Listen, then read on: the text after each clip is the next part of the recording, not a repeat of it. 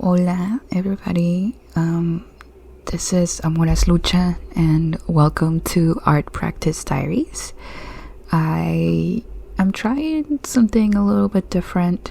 I might make this public. So far I've only posted this unlisted and sharing with my Instagram followers, but yeah, this is a series of audio, sometimes video, where I just share either parts of my process or anything I'm learning or anything my art practice is teaching me. And before I get started with this episode, actual content, I wanted to acknowledge I see so much stuff on here, on YouTube especially, that doesn't really acknowledge what is happening in Palestine. So this is a pro-Palestine space. Forever, unapologetically, Palestine will be free, and there is nothing we should be working on, honestly, that doesn't at the very least acknowledge what is happening right now, what the genocide that is happening in Palestine.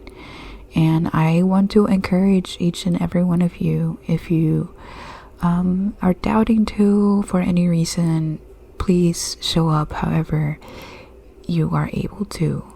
And if there's more that you know that you can do to show up in your neighborhood, with your friends, etc., to be open to challenging yourself. And yeah, just keep doing it.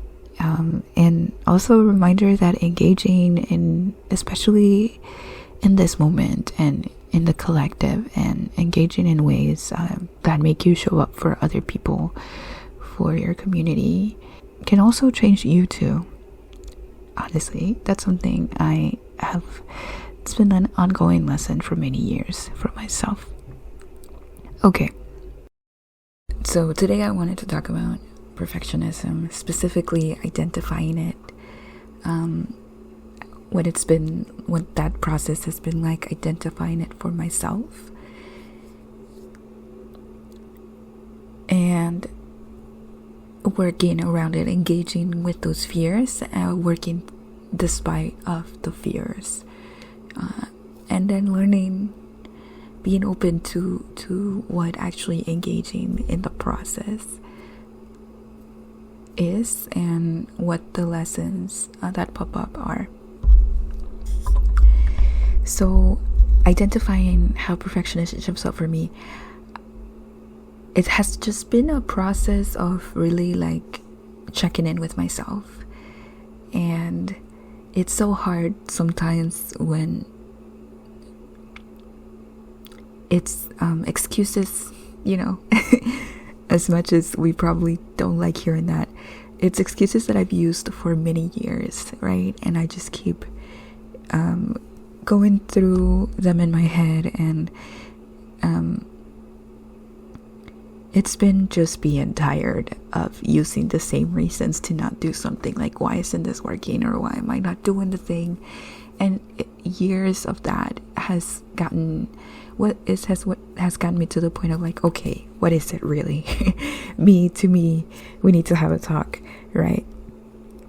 So all of that to share that I cannot give you a step-by-step guide on how to identify how perfectionism shows up for you, but it's more just checking in with yourself and being honest, like what gets in the way, that is not like outside of my control, right?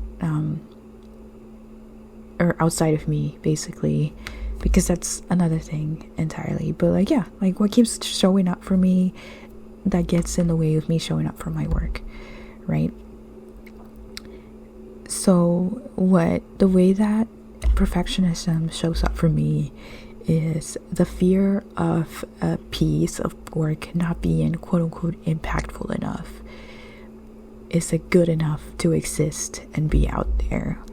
Is it relevant? Is it communicating something that is worthwhile? Basically, it's just around worth. It's around worth and relevance and impact, and also not knowing how it will be received. which are all things that I cannot control. They are all either things I cannot control or subjective. This is where perfectionism stops you on your tracks, because you can't do anything about those fears, right? You have no control over these things, therefore they stop you. So something like a fear that you do have control over, for example, is what I'm making truthful enough, right? Or is it accurate enough? You can do more research. You can, whether that's online, whether it's with other people, depending on the topic, right? That's something that you have control over. But it's the things that you cannot control. And ultimately, I remember reading, because I'm going through this workbook called The Artist's Way, which I'm sure many of you have heard of. And one of the things that the author goes over is how, like, perfectionism is just basically an obstacle, right? It's a reason to not do the thing that you want to do, the thing that you're being called to do out of fear. Ultimately, that's what it is. It doesn't serve any other purpose. So shifting away from that, identifying it and saying, okay, esto lo que es, this is how it's showing up.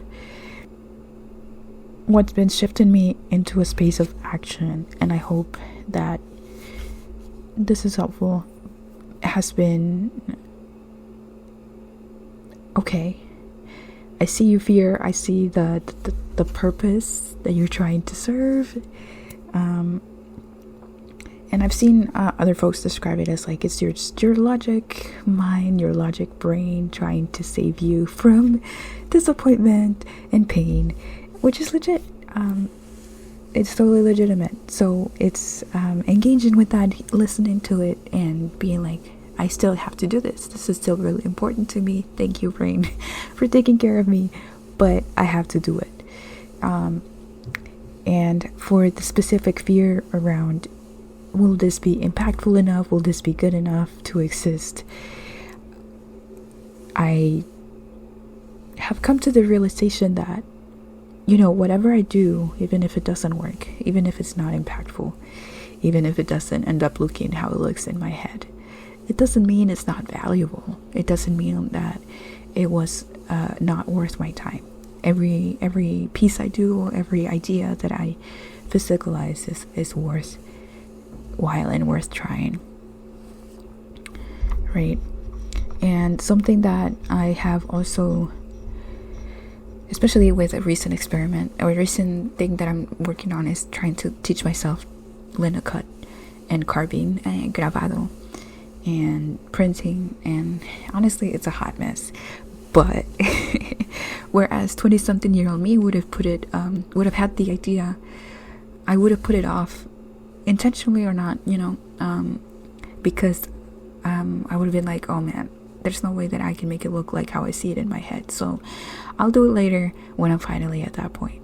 And now I'm like, you know what, F that. It's gonna look how it's gonna look, it's gonna be what it's gonna be, but I'm gonna do it anyways. Who's grading me? I'm not in school. Nobody's gonna give me an F on this. I'm gonna give myself an F, and that's okay. And I get to try again. I always get to try again. And I've noticed that when I actually engage with the piece and I start working on it and I put effort and I put time, especially with this example of linocut and carving and stuff, I realized when I was carving and I was seeing the piece come to life, I started to get really excited in ways that I know I wouldn't have if I hadn't actually done the work, which sounds so obvious, but as an overthinker, I have this fake or this very silly idea that sometimes I can just think my way to the finish line. That I will know how I will feel like when I'm done something, and I know how it's going to turn out, therefore I'm not even going to try. But that's not true. There are places where you can only go by actually engaging with it through your actions and through the physical world, right? So yeah, in short, I feel like 3 lessons possibly. Engaging with your perfectionism and what it's trying to tell you, what fears it has, and being able to disseminate the ones that you have control over and the ones that you don't, and releasing that fear, which is really hard. You might still have to do things through the fear, with the fear right by your side, but at least you're doing it, right? What is the risk of not engaging? What is the risk of not physicalizing your ideas over time, especially? And also, there are lessons that you can only learn, steps that you can only take by actually doing the work. The last one is, even if what you are doing in this very moment is not the final vision of what you want your art to accomplish, you can do something right now in the present that gets you closer to your dreams and your visions for your art and your art practice. Okay, I am almost at the 13-minute mark, so I'm gonna stop here. Thank you for listening. If anything resonates, please let me know. I would love to hear and know that anybody's listening to this stuff. Take care. Cuídense.